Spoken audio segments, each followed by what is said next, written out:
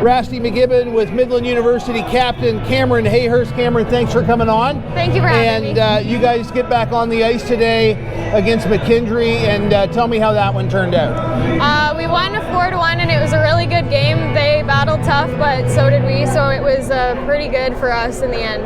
How long's it been since the last time that you actually played a game?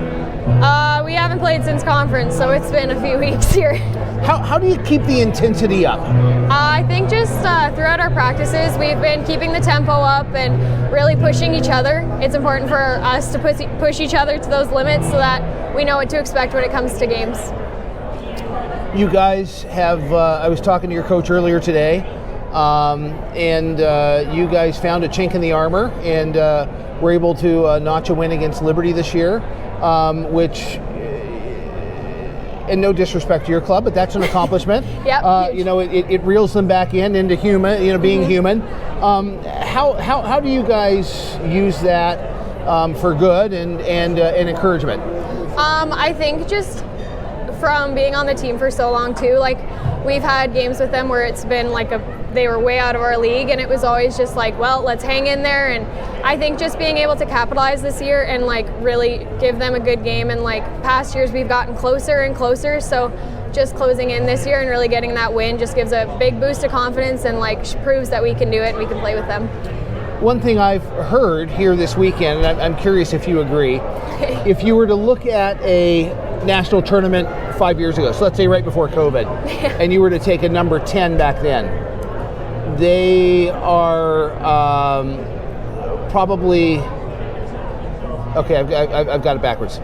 If you were to take someone that was a number 4 back then, they're equivalent to what you'd see at a number 10 now, because the gap has closed so much. Yes, I would definitely agree. I think that like a lot of our games now have become a lot more closer, and I think even for us too, because I was on that team a while back, and like we did struggle, and we came into my freshman year, the national tournament, in that 8th spot, and we played Liberty first, and it just was a battle for sure.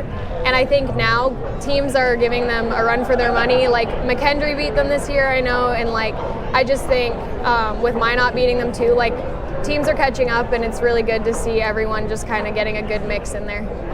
Originally from Western Manitoba. Yeah. Tell me a little bit about the pathway that led you south to Nebraska. I actually was there, grew up there and played hockey there all my life, and then my dad got a job transfer in my last few years of school, so I went down with my whole family and finished out school playing for Omaha and then some South Dakota hockey, where I ended up, and then that eventually led me to Whitey with Midland University. So tell me about the culture at Midland. The reality is it provides you an opportunity to pursue education, but also to play hockey. Tell me how special that combination is for young women to be able to play and go to university.